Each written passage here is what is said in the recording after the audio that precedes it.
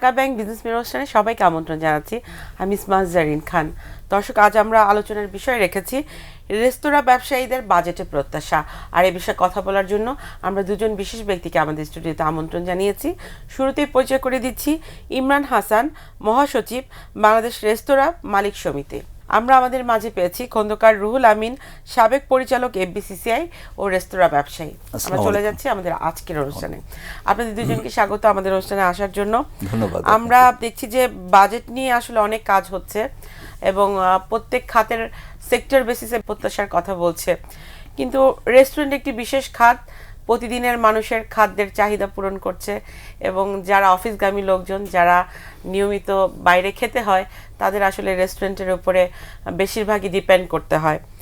কেমন যাচ্ছে রেস্টুরেন্ট ব্যবসা? ধন্যবাদ আপনাকে। আমরা সর্বকালের সর্বোচ্চ সংকট পার করছি এই মুহূর্তে। আপনারা জানেন যে করোনা পরবর্তীতে আমরা সবচেয়ে বেশি ক্ষতিগ্রস্ত হয়েছিলাম করোনার সময়। করোনার পরপরই যখন ইউক্রেন যুদ্ধ হলো, জিনিসপত্রের দাম সব বেড়ে গেল, আরেকটা দুর্যোগ আমাদের উপর আসলো। এরপরে এখন ধরেন বৈশ্বিক যে সংকট, 5ই আগস্টের পরে যে দেশের যে রাজনৈতিক পরিবর্তন, তারপরে যে দেশে একটা বিশাল সংকট গেল ইন্টারিম গভর্নমেন্টের সময়, ভয়াবহ অবস্থা, সেটারই এই ক্যারি করছে এই নতুন গভর্নমেন্ট। তো নতুন গভর্নমেন্ট প্রথম বাজেট এবং নতুন গভর্নমেন্ট আসার পরপরই আপনি দেখবেন যে ইরান নিয়ে যে যুদ্ধটা শুরু হলো, তার পরিপ্রেক্ষিতে তেলের ক্রাইসিস, সেখান থেকে আমাদের ভোক্তা পর্যায়ে অনেক প্রোডাক্টের দাম বেড়ে গেল এবং ইকোনমি অবস্থা এত খারাপ হয়ে গেল যে মানুষ এখন ক্রয় এক্সপেন্ড করা বন্ধ করে দিল। আমাদের আপনি জানেন যে সরকারও বলেছে, নতুন সরকার, যে তারা ইনহেরিটেডলি প্রায় 30% দরিদ্র সীমার নিচে চলে গেছে আমাদের দেশের এখন বর্তমান জনগোষ্ঠী। তো সেই ক্ষেত্রে সেই চিত্র আপনি যদি দেখেন তাহলেই বুঝবেন যে সংকটটা কোথায়। আমাদের সেল 30 থেকে 40% ড্রপ করছে অন অ্যান এভারেজে, প্লাস আপনার অনেক রেস্তোরাঁ বন্ধ হয়ে গেছে, অনেক রেস্তোরাঁর মালিকানা বদল হচ্ছে। আপনি দেখবেন যে রেস্তোরাঁ খোলা আছে, এই মালিক তার পুঁজি হারাচ্ছে, কোনো মতো সে আরেকটা মালিককে হ্যান্ড ওভার করছে, আরেকটা উদ্যোক্তাকে, সেই উদ্যোক্তাও সাস্টেন করতে পারছে না। তো একটা রেস্তোরাঁ তো চাইলেই হুট করে বন্ধ করে দেওয়া টাফ। আরও অনেক সমস্যা হচ্ছে, আমাদের স্কিল পিপল নাই বললেই চলে, সরকারের নিম্নতম মজুরি, আপনার VAT, tax, A lot of issues নিয়ে আমরা একটা ভয়াবহ সংকটে আমাদের দিন কাটছে। আর আসার কথা না বললে নয়, আমরা সমিতি থেকে লাস্ট আপনার এই বাজেটকে নিয়ে আমরা বিভিন্ন অফিসিয়ালি বসেছিলাম। এফবিসিসিআইয়ের বাজেটে আলোচনা, অর্থমন্ত্রী আমাদেরকে কথা শুনে আবার এক্সট্রা ডেকে নিয়ে গেছেন, আমাদের টোটাল সমস্যাগুলো শুনেছেন, উনি আশ্বাস দিয়েছেন যে এই বাজেটে উনি কিছু করবে। সম্প্রতি একটা পত্রিকার গোল টেবিলে আমাদের যে ফাইন্যান্স মিনিস্টার সাহেব, যে নতুন আমির খসরু সাহেব, উনি প্ল্যানিং মিনিস্টার অলসো, উনি আমাদের সাথে বসেছেন। উনি আমাদেরকে আশ্বাস দিয়েছেন যে যত দ্রুত সম্ভব যে বাজেটের পরপরই আমাদের এই সেক্টর নিয়ে সব কিছু নিয়ে কীভাবে 6 মাসের মধ্যে সহজীকরণ করা যায়, মিনিমাম 6 মাস সময় চেয়েছেন। 1 বছরের মধ্যে উনি বলেছেন যে আমাদের সেক্টরটাকে কী করে একটা ডিসিপ্লিনের আওতায় নিয়ে আসা যায়, ওয়ান স্টপ সার্ভিস, যেটা আমরা বলে আসছিলাম যে একটা অধিদপ্তর থেকে আমরা সমস্ত লাইসেন্স নিব এবং আমরা ভ্যাট ট্যাক্সটা উনি বলেছে আর বাড়াবে না, ট্যাক্সেশনটা সহজীকরণ করবে, ভ্যাটটা হয়তো প্যাকেজ ভ্যাট করবে, এরকম একটা আশ্বাস উনি আমাদেরকে দিয়েছেন।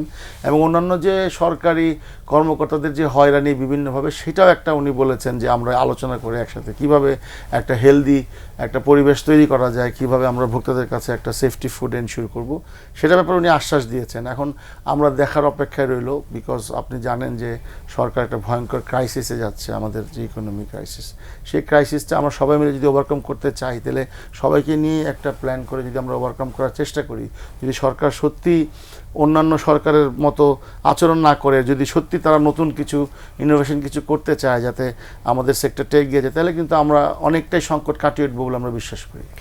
এই সংকট মোকাবেলা করার জন্য আসলে আপনি তো প্রতিষ্ঠাতা সভাপতি ছিলেন, এরপরে বিসিসিআই থেকে আপনারা যারা রেস্টুরেন্ট ব্যবসার সাথে সংযুক্ত তাদেরকে সাপোর্ট দেওয়া এবং সিট প্রণোদনা দেওয়ার জন্য আপনারা বিভিন্ন সময় বিভিন্ন কাজ করেছেন।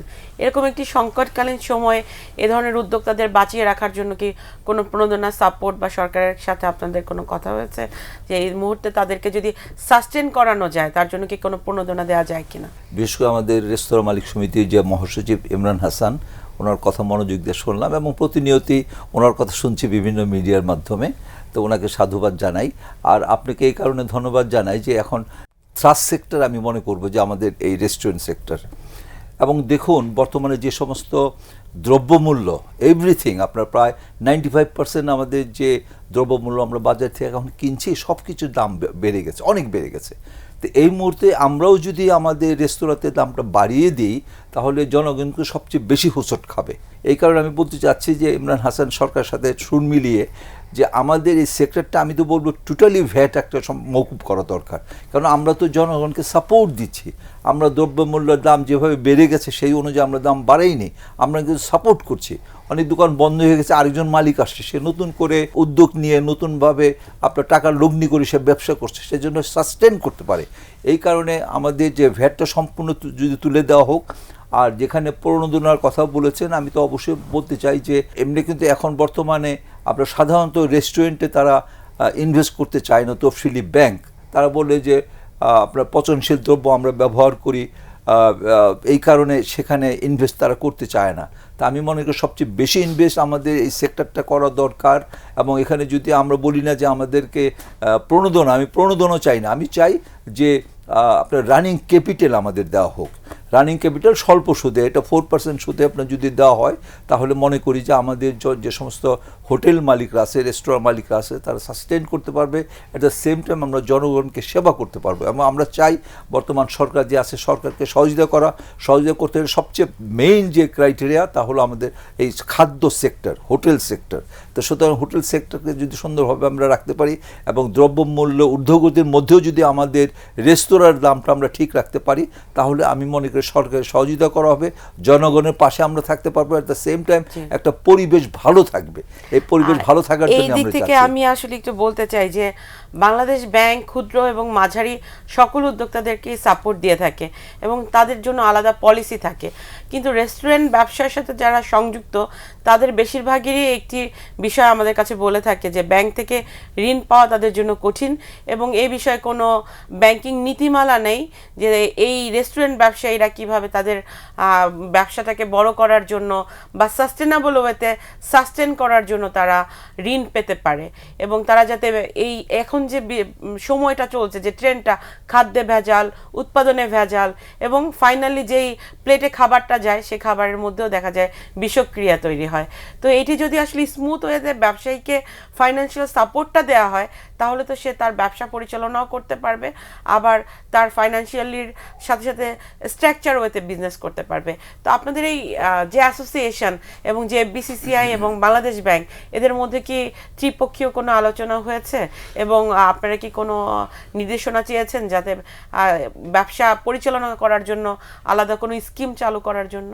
আমরা বহু বছর থেকে বলে আসছি, তো রাষ্ট্রযন্ত্র যখন ফোকাস করে শুধুমাত্র তাদের লোকজন নিয়েই, আপনি দেখবেন যে এখনও সংসদে দেখবেন যে কিছু ব্যবসায়ী গোষ্ঠী কিন্তু মন্ত্রী এমপি আছেন, তারা কিন্তু তাদের সেক্টর নিয়েই কথা বলছেন, তারা তাদের সেক্টরে সুবিধা অসুবিধা তারা নিজেরা ঠিক করে নিচ্ছেন। আর আমাদের সমাজটা হচ্ছে এমন যে অবহেলিত থাকে যখন ফোকাস না থাকে। আমাদের যে এত বড় একটা সেক্টর গ্রো হয়েছে, সম্ভবত সরকার কিছুটা বুঝতে পারছে যে সেক্টরটা বড় সেক্টর, এই সেক্টরটাকে নিষ্পেষিত করার জন্য এই সেক্টরটা হচ্ছে একটা চাঁদাবাজির একটা জায়গা আমাদের সেক্টরটা। কারণ সরকারের সব দপ্তর সেখানে যায় এবং নিয়ম বহির্ভূতভাবে আমাদেরকে চাঁদাবাজি করে বিভিন্নভাবে।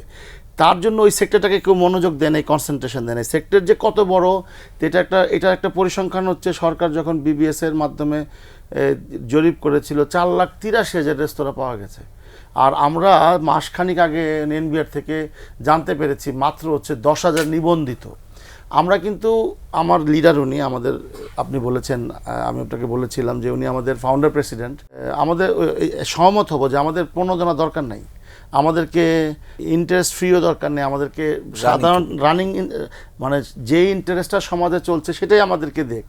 পাশাপাশি যেটা উনি বলছে ওইটা আমি দ্বিমত করব, সেটা হচ্ছে ভ্যাট। সরকারের রাজস্ব লাগবে চলার জন্য। আমি এই বর্তমান সরকারের ফাইন্যান্স মিনিস্টার মহোদয়কে আমি বলেছি যে আপনি যদি আমাদের কথা শুনেন আমরা 4 গুণ ভ্যাট আদায় করে দিব।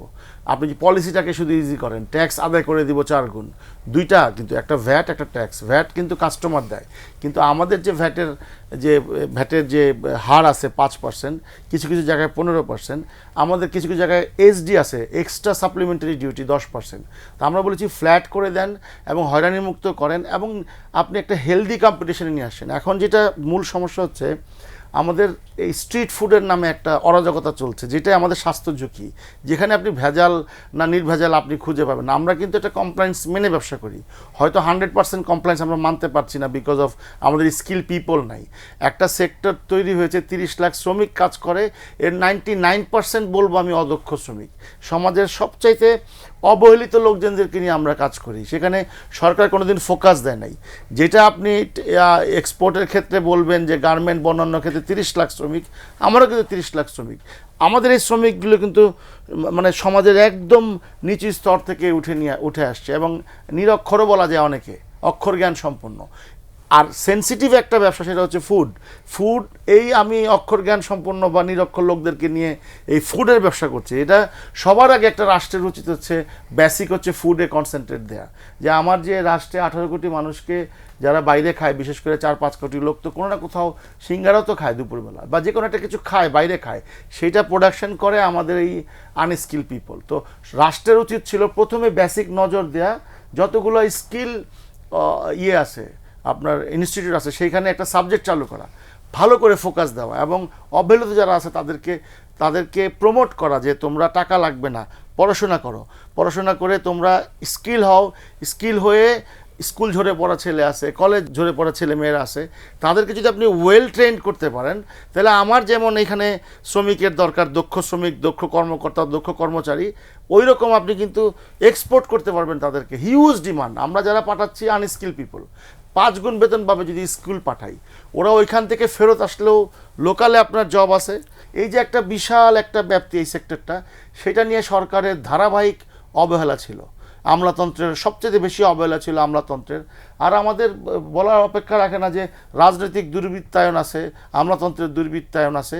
তো সমাজের যে অবহেলিত মানুষদের নিয়ে যেটা প্ল্যান করে কাজ করবে, সেটা কখনোই কোনো গভর্নমেন্ট করে নাই। আরেকটা বিষয় আপনি দেখেন, এসএমই খাত, আপনি একজন নারী উদ্যোক্তা, আপনি একটা চেম্বারে কাজ করছেন, আপনি জানেন এসএমইতে কত বরাদ্দ সরকার প্রতি বছর দেয়, কিন্তু সেই বরাদ্দের টাকা কিন্তু ফেরত যায়। তাদের যে মূল ফোকাসটা, কাজটা, যে এসএমইর যে টাকাটা আমি ছোট ব্যবসায়ীদেরকে বন্টন করব, ছোট ব্যবসায়ীদেরকে আমরা প্রমোট করব, সেটা তারা কখনোই করে না। আমরা আবার ফিরছি, আমরা একটা বিরতিতে যাচ্ছি, আবার আসছি। দর্শক, আমরা একটা বিরতিতে যাচ্ছি, বিরতির পর আবারও ফিরছি ঢাকা ব্যাংক বিজনেস মিরর অনুষ্ঠানে। বিরতির পর আবারও আমন্ত্রণ জানাচ্ছি ঢাকা ব্যাংক বিজনেস মিরর অনুষ্ঠানে। জি, আপনি বলছিলেন। যে আমি বলছিলাম যে রাষ্ট্রের উচিত হচ্ছে, রাষ্ট্রের যেই এখন যে যারা নতুন গভর্নমেন্ট আসছে, আমরা আসলে পলিটিক্যাল বক্তব্য পরিকল্পিত রূপরেখা চাচ্ছেন। হ্যাঁ, আমরা মূল ফোকাস হচ্ছে আপনি মানবিক মানুষগুলো এবং ট্যালেন্ট মানুষগুলো খুঁজে বের করেন, সমাজে আছে। যদি সত্যি সত্যি একসাথে আমলাতন্ত্রে যদি ভালো আমলাদের বসানো যায়, সৎ, ডেডিকেটেড, যারা তেলবাজি করবে না, তারা কাজ করতে চায়, অবশ্যই লোক আছে, সবাই তো খারাপ না, তাদেরকে নিয়ে যদি সত্যি সত্যি একটা প্ল্যান করা যায়, ইভেন সেক্টর ওয়াইজ, যেমন আমি সেক্টরে কাজ করতেছি, আমাদের মতো অনেক সেক্টরে, আমাদের সেক্টরে কাজ মানে করছে, সেক্টরে স্পেশালিস্ট থিংক ট্যাঙ্কারদেরকে নিয়ে একটা গ্রুপ তৈরি করা, যারা আসলে পলিসি লেভেলে একটা রূপরেখা করা উচিত, রূপরেখা করতে পারবে 10 থেকে 15 বছরের, যে আমি এতগুলো লোক তৈরি করব, এই ইনস্টিটিউট দরকার এবং দীর্ঘমেয়াদী। একটু আপনার কাছে জানতে চাই, সেটি হচ্ছে যে যেটি বলছিলেন যে যেই জরিপটা এসছে যে 4.5 লাখের উপরে এই ঢাকা শহরে ছড়িয়ে ছিটিয়ে আছে, আমরা যদি এখান থেকে নিচে নামি, পাড়ার মোড়ে মোড়ে, রাস্তায় রাস্তায় আমরা একটা করে রেস্টুরেন্ট পাবো, এবং এই রেস্টুরেন্টগুলো এই অফিসগুলোর প্রত্যেকের দুপুরের খাবার, রাতের খাবার এবং তাদের চাহিদা পূরণ করছে। তো সেটি যদি আমরা নির্ভেজাল এবং মানুষের হাতে আসলে সেফ ফুডটা তুলে দিতে চাই, তাহলে তো একদম উৎপাদনকারী যিনি আছেন তার হাত থেকেই সেফ খাবারটা আমাদের রেস্টুরেন্টে আসবে, রেস্টুরেন্ট থেকে হচ্ছে গিয়ে ভোক্তার প্লেটে যাবে। সেটি করতে গেলে তো একটা পুরো প্রসেস এবং প্রক্রিয়ার বিষয় আছে। এই বাজেটে কি বরাদ্দ বা কি দিলে আপনারা সেই প্রক্রিয়ার মাধ্যমে মানুষকে ভালো খাবারটা তুলে দিতে পারবেন, যেটাতে আসলে কোনো বিষ থাকবে না, বিষমুক্ত খাবার? জি, আপনি যে কথাটা তুলে ধরলেন অ্যাকচুয়ালি খুব বাস্তব কথা, এবং আপনি শিকড়ে ধরেছেন। এই শিকড় থেকে আমাদের বেরোতে হলে যে জিনিসটা দরকার, তা হলো সিটি কর্পোরেশনের উদাসীনতা। এখানে দেখা যায় যে কথাটা বলা হলো, ঢাকা সিটিতে আপনার প্রায় প্রায় 3 থেকে 5 লক্ষ রেস্টুরেন্ট আছে 5 লক্ষ। তো সেখানে উত্তর এবং দক্ষিণ মিলে খুব বেশি হলে আপনার 6,000 রেস্টুরেন্ট পাবেন যারা ট্রেড লাইসেন্সের মাধ্যমে ব্যবসা করছে, আর বাদবাকি যা আছে সব ট্রেড লাইসেন্স বহির্ভূত। তো সিটি কর্পোরেশন কী করছে? সিটি কর্পোরেশন যে আপনি বললেন না যে ভেজাল খাদ্য দেওয়া হচ্ছে, কেউ খেয়ে বিষ খাচ্ছে, কেউ খেয়ে আপনার বিভিন্ন অঙ্গহানি হচ্ছে। আপনি যদি প্রথমে সিটি কর্পোরেশনটা দায়িত্ব নেয়, যে আমরা উইদাউট লাইসেন্স কাউকে আমরা রেস্টুরেন্ট ব্যবসা করতে দেব না। কারণ অনেকেই আছে দেখা যায় যে বিভিন্ন জায়গায় পাক করে এনে ইভেন টিফিনকারিতে করেও অনেকে সেল করছে। তো দেখেন আপনার অফিসে যদি টিফিনকারিতে দিয়ে যায়, খাওয়া দাওয়ার পরে ওই টিফিনকারিতে থেকে পরের দিন এসে নিয়ে যায় সে, তাহলে ওই টিফিনকারি যে ঢাকা অবস্থা থাকলো উইদাউট ধোয়া, তাহলে সেখানে ব্যাকটেরিয়া কিন্তু সেখানে হচ্ছে। তো সে আবার বাসায় নিয়ে ওইটাকে আবার তৈরি করে যদি দেয়, ওই ব্যাকটেরিয়া কিন্তু সরাতে পারবে না। তো এই ধরনের অনেক কিছু হচ্ছে অনিয়ম, যেটা এই কারণে একটা সুন্দর একটা নীতিমালা দরকার, স্ট্রিট ফুডের একটা নীতিমালা দরকার। তা আমি মনে করি যে সিটি কর্পোরেশন মেইন দায়িত্ব এটাই থাকবে এখানে, যে উইদাউট ট্রেড লাইসেন্স একজনকে ব্যবসা করতে দিবে না। কারণ ফুড এমন একটা জিনিস, খুব সেন্সিটিভ জিনিস। তাহলে আপনি যে কথাটা বললেন যে আসল জায়গায় শেকড়, এই শেকড়ে যেতে পারলে কিন্তু আমরা বাঁচতে পারবো, আমরা আমাদের পুরো 18 কোটি জনগণ আমাদের বাঁচতে পারবে। জি, বাজেট তো আর হাতে আমাদের সময় নেই। একটু আমি জানতে চাই যে এই যে বিশাল একটা রেভিনিউ হারাচ্ছে আমাদের দেশ, কারণ আপনি বলছেন যে 4.5 লক্ষের উপরে রেস্তোরাঁ মালিক আছে, আর আমাদের এনবিআর এর যে ডাটাবেজ আছে সেখানে 10,000, তার মানে বিশাল একটা কিন্তু রাজস্ব হারাচ্ছে আমাদের রাজস্ব বিভাগ। সেটি যদি আমরা এই ট্রেড লাইসেন্সের আন্ডারে এনে তাদেরকে মনিটরিংয়ের মাধ্যমে সিস্টেমে নিয়ে আসতে পারি, তখন তো এই বিপুল অঙ্কের যে রাজস্ব হারাচ্ছে সেটি আমরা কিন্তু আহরণ করা সম্ভব হবে।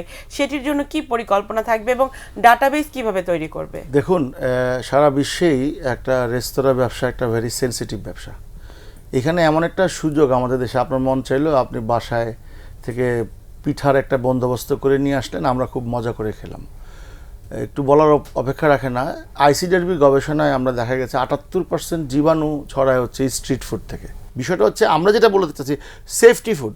সেফটি বলতে আপনার একটা কৃষক আপনার সবুজ রং মেশাচ্ছে, সবজিটা যাতে সবুজ দেখা যায়, আসার পর ধোয়ার পরে দেখা যায় যে সবজি থেকে আমার সবুজ কালার বেরোচ্ছে। আপনার মাংসে দেখা যাচ্ছে কালার মেলাচ্ছে, আমার ভোক্তা গিয়ে লাল মাংস দেখছে, কিনে নিয়ে আসছে, আমরাও তাই কিনছি। আপনার দেখেন ব্রয়লার মুরগি, যেটা বারবার বললাম, ব্রয়লার মুরগির সাথে প্রচুর অ্যান্টিবায়োটিক ইউজ হয় ব্রয়লারের জন্য। ওদের যে ফিডিং করতে, ফিডিংটা কি আর স্বাস্থ্যসম্মত কিনা আমরা দেখেছি রিপোর্টে, টেলিভিশনের যে ট্যানারিতে আপনার খাদ্যপণ্য, ট্যানারির যে বর্জ্য সেখান থেকে পোলট্রি ফিড হচ্ছে, মাছের ফিড হচ্ছে, সেটা বন্ধ করছে কিনা, সেখানে অ্যামোনিয়া আছে, কী কী কেমিক্যাল আছে, এগুলো তো দেখবে তো আমাদের স্বাস্থ্য খাতগুলো। তো সব কিছু মিলে টোটাল একটা যে এই যে 55 ইয়ার্সে যে শুধু সংস্থা হয়েছে, কেউ কারোর সাথে কোঅপারেশন নাই, যে যার মতো একটা ডিসিশন নিল, প্রজেক্ট হইলেই হলো, বিল্ডিং হইলেই হইলো, লাল গালিচা হইলেই হইলো, কিন্তু আমাদের যে রুটে যে আমাদের কৃষকদের ট্রেনিং দেওয়ার দরকার, আমাদের বাজার যে বাজারে পরিবহন ব্যবস্থাও আমাদের একটা ভেরি ইম্পর্ট্যান্ট। আপনি একটা জিনিস নিয়ে আসছেন, সঠিক টেম্পারেচারে জিনিসটা থাকলো না, সেই জিনিসটা নষ্ট হয়ে যাবে। আমাদের ফুডের ক্ষেত্রেও ফুড আপনার ভেজাল খাওয়ানো সম্ভব না, এটা আমি চ্যালেঞ্জ করে বলি। এবং দ্রব্যমূল্যের সিন্ডিকেট, হ্যাঁ সেটা তো আছে, ওইটা তো আরেকটা পার্ট। আমি পচা বাসি নিয়ে আমাদের অনেকক্ষণ কথা হয়, তো একটা আমরা শুধু প্রসেস করে বিক্রি করি, সেই প্রসেসে যদি আমি একটা ফুডের বাস্কেট নিচে রাখি 2.5 ফিট নিচে, সেটা ফুড কন্টামিনেশন হবে, ব্যাকটেরিয়া গ্রো করবো এখান থেকে। এইটা জানে কয়জন? সেটাই বললাম যে এইটা আপনি এইখানে নজর দিবেন না, শুধু জরিমানার মাধ্যমে আপনি ভাবছেন যে এই সেক্টর ঠিক হয়ে যাবে, অথচ আপনি স্বাস্থ্যে আরও জিডিপির একটা বড় অংশ আপনি বরাদ্দ দিবেন, ক্যান্সার, লিভার প্রবলেম, আপনার কিডনি ফেইলিউর, সারা নানান রকমের রোগ আমাদের দেশে হয়ে যাচ্ছে। কেন? সেফটি ফুডের জন্য। শুধু আমরা না, সমস্ত ভোক্তা। সরকারের কাছে কি চাহিদা রয়েছে? আমরা চাই এই দুইটা বিষয়, বিশেষ করে কৃষি এবং এই যে আমাদের রেস্তোরাঁ খাত মিলে এটা খাদ্য নিরাপত্তা, এইটার একটা সমন্বয় হওয়া উচিত, টাস্কফোর্স হওয়া উচিত, এবং এটার এক্সপার্টিস যারা আছে দীর্ঘদিন কাজ করছে তাদের মতামত শোনা উচিত। এটার এক্সপার্টিসরা বলবে। বিশেষ গুরুত্ব দিয়ে একটি কি স্পেশাল কমিটি গঠন করা উচিত? নট অনলি কমিটি, এটা মাঠ পর্যায়ে কাজ করবে তৃণমূল থেকে। প্রয়োজনে যদি যে সরকার ক্ষমতা থাকে সে দলীয় কর্মীরা, এখন তো যুগ হচ্ছে টেকনোলজির যুগ, এখন যুগ হচ্ছে আপনার মোবাইলের যুগ, আপনার কেউ অনিয়ম করলে সাথে সাথে আমরা দেখতে পাচ্ছি, সেটাকে নিবিড় পর্যবেক্ষণ। আপনাকে উপায় বলতে হবে, তুমি এইটা করতে হবে, তুমি এইটা করো, তারপর আমরা মনিটরিং করবো। আপনি কি বলছেন তুমি এটা করলা না কেন? এখন আমি একা করলে সম্ভব না। আমি তো বলেছি কৃষকের অনেক সময় ব্যবসায়ীরা বলে মনিটরিং এর নামে হয়রানি হয়। সেটাই তো হচ্ছে, সেই জন্যই তো বললাম আপনাকে সবাইকে ইনক্লুড করতে হবে। আমরা বলেছি মোবাইল কোড চালান, আমাদের কোনো আপত্তি নাই, কিন্তু সেখানে আমাদের সমিতির লোকজন থাকবে, আপনার ওয়ার্ডের কোনো, যেই ওয়ার্ডে যাবেন সেই ওয়ার্ডের কোনো কমিশনার হোক, সেই ওয়ার্ডের চেয়ারম্যান হোক, কেউ থাকবে, জার্নালিস্ট থাকবে, বা নাগরিক কমিটির কেউ থাকবে, যাতে একটা ম্যাজিস্ট্রেট অন্যায় করতে না পারে। আমরা তো সেই জায়গায়, এবং যাচ্ছে কোথায়, যে কমপ্লায়েন্স মানছে, রাস্তায় তো যাচ্ছে না। আমার দেশের রোগ জীবাণু, দেশের সমস্ত ফুড কন্টামিনেশন হচ্ছে 90% হচ্ছে আপনার রাস্তাঘাটের ফুড থেকে। একটা লোক বাসায় আজকে বিক্রি করতে পারলো না, সে এক্সাম্পল পিজা, সে পিজা করে এখন বিভিন্ন জায়গায়, রাস্তায় পিজার দোকান, সে আজকে এখন বিক্রি করতে পারলো না, সে প্যাক করে নিয়ে গেল, সে এটা কিভাবে প্রিজার্ভ করছে, নষ্ট হয় নাই, সে জানে মনে মনে এটা ভালো আছে, কিন্তু সে যে প্রিজার্ভেশনটা ঠিক মতন করে নাই সঠিক টেম্পারেচারে সঠিকভাবে, তাহলে এটা তো আপনার স্বাস্থ্যের জন্য ঝুঁকি। পরের দিন তো সে এসে আপনার কাছে আবার বিক্রি করলো, তাহলে আপনি ফুড কাকে সেল করতে দিবেন? মিনিমাম একটা ট্রেনিং থাকতে হবে। সরকারের উচিত হচ্ছে আমি ট্রেড লাইসেন্স দিব, তুমি একটা ট্রেনিং নাও, তারপর তুমি ফুড ব্যবসা শুরু আমাদের করো। হাতে একদম সময় নেই, খুব সংক্ষেপে কি প্রত্যাশা আছে? প্রত্যাশা আমার একটাই, আমি আবারও বলবো যে ভ্যাট যেটা দেওয়া হচ্ছে, অন্তত আমাদের দ্রব্যমূল্য ঊর্ধ্বগতির জন্য অন্তত 2 বছরের জন্য ভ্যাটটা টোটালি আমাদেরকে এক্সাম করা দরকার, 2 বছর আমাদের সুবিধার জন্য। আমি বলবো আলটিমেটলি আমাদের সরকার এটা লাভবান হবে। আর দ্বিতীয়ত যেটা আমাদের ব্যবসায়ীদের অবশ্যই আমাদের রানিং ক্যাপিটাল প্রয়োজন, যেটা উইদাউট কোলেটারাল সিকিউরিটি ছাড়া আমাদের রানিং ক্যাপিটাল যদি দেয়, এবং আমাদের রেস্তোরাঁ মালিক সমিতি এটা আমরা দায়ভার নিব, তাহলে সেই সমস্ত রেস্তোরাঁ তারা ভালো চলতে পারবে। আর ফুড অ্যান্ড সেফটির ব্যাপারটা আমাদের সবচেয়ে বেশি দরকার, এখানে সমন্বয় একটা প্রয়াস দরকার। এখন যদি একটা ওয়ান স্টপ সার্ভিসের মাধ্যমে যদি এটা না করা হয়, তাহলে এটা কোনো দিন আপনারা রেহাই পাবেন না। এই কারণে আমি মনে করি আমাদের সেক্টরটা 8 থেকে 9টা ডিপার্টমেন্ট থেকে আমাদের সার্টিফিকেট নিতে হয়, সেটা না করে ওয়ান স্টপ সার্ভিস একটা জায়গা থেকে আমরা নিব। আমরা আশা করছি নিরাপদ খাদ্য তুলে দেওয়ার জন্য মানুষকে আসলে এই সেক্টরের প্রতি সরকারের বিশেষ নজর দেওয়া দরকার, এবং ইতিমধ্যে তারা নজর দেওয়া শুরুও করেছে। আমরা আশা করছি আগামীতে এই সেক্টর ডেভেলপমেন্টে যত ধরনের সহযোগিতা দরকার, সেটি যেন সরকার সকলের সাথে বসে আলোচনা করে সেভাবে যাতে তাদের সমন্বিত উদ্যোগের মাধ্যমে রেস্তোরাঁ ব্যবসায়ী যারা আছে তাদেরকে সহযোগিতা করে, এবং আর্থিকভাবে যে সমস্যার মধ্য দিয়ে তারা যাচ্ছে সেখানে বাংলাদেশ ব্যাংক এটা সমাধান করতে পারবে। আমরা আশা করছি বাংলাদেশ ব্যাংক সকল রেস্টুরেন্ট ব্যবসায়ীদের জন্য একটি সহজ কিস্তিতে ঋণের বন্দোবস্ত করে। আপনাদের দুজনকে অসংখ্য ধন্যবাদ আমাদের সময় দেওয়ার জন্য। দর্শক, এই ছিল আজকের মতো ঢাকা ব্যাংক বিজনেস মিরর অনুষ্ঠান। দেখা হবে আগামী সপ্তাহে। সে পর্যন্ত সবাই ভালো থাকুন, সুস্থ থাকুন, নিরাপদে থাকুন।